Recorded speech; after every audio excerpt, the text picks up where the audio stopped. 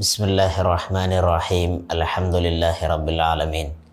വസ്സലാത്തു വസ്സലാമു അലാ അഷ്റഫിൽ മഖ്ലൂഖീൻ വഅലാ ആലിഹി വസഹ്ബിഹി അജ്മഈൻ. അമ്മാ ബഅദ്. മദീന പള്ളി വൃത്തിയാക്കുന്ന ഒരു സ്ത്രീ ഉണ്ടായിരുന്നു. കുറച്ചു ദിവസങ്ങളായി ആ സ്ത്രീയെ കാണുന്നില്ലെന്ന് ഹബീബ് റസൂലുള്ളാഹി സ്വല്ലല്ലാഹു അലൈഹി വസല്ലമ തങ്ങൾ ശ്രദ്ധിച്ചു. അവിടുന്ന് സ്വഹാബത്തുൽ കിറാം റളിയല്ലാഹു അൻഹുവിനോട് ആ സ്ത്രീയെക്കുറിച്ച് അന്വേഷിച്ചു. അവർ മരിച്ചുപോയി എന്നായിരുന്നു സ്വഹാബത്ത് റളിയല്ലാഹു അൻഹുവിൻ്റെ മറുപടി.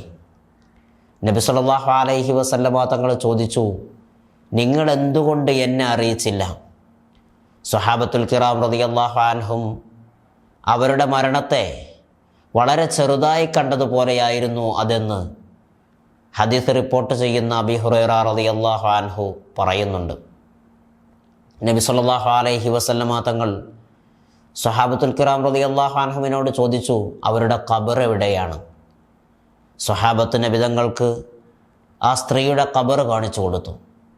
ഹബീബ് റസൂലുള്ളാഹി സ്വല്ലല്ലാഹു അലൈഹി വസല്ലമ തങ്ങൾ ആ ഖബറിടത്തിനരികിലെത്തുകയും അവിടെ വെച്ച് ആ സ്ത്രീക്ക് വേണ്ടി നിസ്കരിക്കുകയും ചെയ്തു. ഈ ചരിത്രം മഹാനരായ ഇമാം ബുഖാരി റഹ്മത്തുള്ളാഹി അലൈഹി അവിടുത്തെ സ്വഹീഹിലും ഇമാം മുസ്ലിം റഹ്മത്തുള്ളാഹി അലൈഹി അവിടുത്തെ സ്വഹീഹിലും രേഖപ്പെടുത്തി വെക്കുന്നത് നമുക്ക് കാണാൻ സാധിക്കും. പള്ളി വൃത്തിയാക്കിയിരുന്ന സാധാരണക്കാരിയായി സമൂഹം കരുതിയേക്കാവുന്ന ഒരു സ്ത്രീക്ക് വരെ നബി സല്ലല്ലാഹു അലൈഹി വസല്ലമ തങ്ങൾ കൊടുത്ത പരിഗണന വളരെ വലുതായിരുന്നു. മഹാനരായ അബീ ഹുറൈറ റളിയല്ലാഹു അൻഹുവിനെ തൊട്ട് റിപ്പോർട്ട് ചെയ്യപ്പെട്ട ഹദീസിൽ ഇപ്രകാരം കാണാൻ സാധിക്കും: അസ്സാഇ അലൽ അർമിലത്തി വൽ മിസ്കീനി കൽ മുജാഹിദി ഫി സബീലില്ലാഹ്.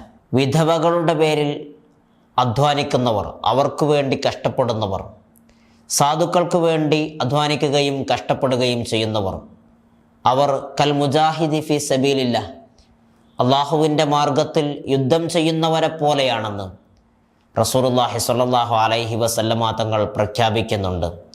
വിധവകളെന്ന് പറഞ്ഞാൽ സമൂഹത്തിൽ സ്വാഭാവികമായും പുറന്തള്ളപ്പെട്ടേക്കാവുന്ന, പലപ്പോഴും ചൂഷണം ചെയ്യപ്പെട്ടേക്കാവുന്ന ഒരു വിഭാഗം സ്ത്രീകളാണ്.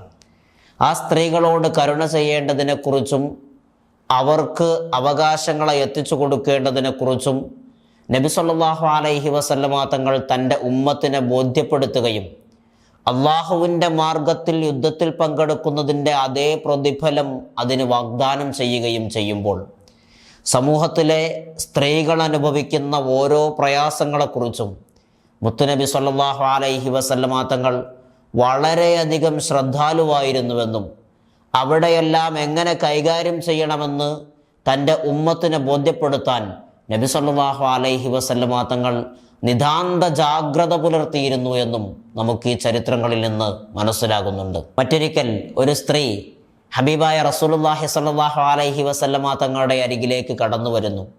എന്നിട്ട് നബി സല്ലല്ലാഹു അലൈഹി വസല്ലമ തങ്ങളോട് പറയുന്നുണ്ട്, നബിയെ, എനിക്ക് ചില ആവശ്യങ്ങൾ അങ്ങയോട് പറയാനുണ്ട്, ബോധ്യപ്പെടുത്താനുണ്ട്.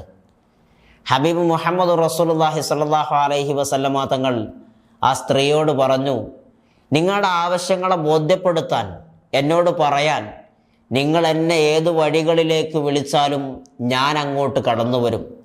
എന്നിട്ട് ആ സ്ത്രീയുമായി അല്പം ദൂരേക്ക് മാറി നിൽക്കുകയും അവരുടെ ആവശ്യങ്ങളെ ചോദിച്ചറിയുകയും പരിഹരിക്കുകയും ചെയ്തതിന് ശേഷമാണ് ഹബീബായ റസൂലുള്ളാഹി സ്വല്ലല്ലാഹു അലൈഹി വസല്ലമ തങ്ങൾ തിരിച്ചു വന്നതെന്ന് അനസ് ബിൻ മാലിക് റളിയല്ലാഹു അൻഹു പറയുന്നുണ്ട്. ഈ ചരിത്രം ഇമാം മുസ്ലിം റഹ്മത്തുള്ളാഹി അലൈഹി അവിടുത്തെ സ്വഹീഹിൽ രേഖപ്പെടുത്തി വെക്കുന്നത് നമുക്ക് കാണാൻ സാധിക്കും. സമൂഹത്തിൽ പ്രധാനമായും സ്ത്രീകൾ അനുഭവിക്കുന്ന പ്രശ്നങ്ങളും പ്രയാസങ്ങളും അവരോട് ഏതെല്ലാം കരുതലുകളോടെ വർത്തിക്കണമെന്ന് മേൽപ്പറഞ്ഞ 3 ചരിത്ര സംഭവങ്ങളും നമ്മെ ഓർമ്മപ്പെടുത്തുന്നുണ്ട്.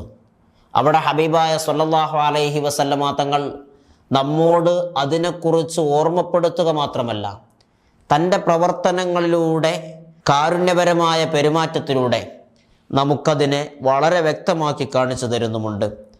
നബി സല്ലല്ലാഹു അലൈഹി വസല്ലമ തങ്ങൾ സ്ത്രീകളോട് കാരുണ്യത്തോടെ പെരുമാറിയതിൻ്റെ ചരിത്രങ്ങൾ നമുക്ക് അടുത്ത എപ്പിസോഡുകളിൽ പറയാം. അള്ളാഹു തൗഫീഖ് നൽകുമാറാകട്ടെ. വആഖിറു ദഅവാനാ അൽഹംദുലില്ലാഹി റബ്ബിൽ ആലമീൻ.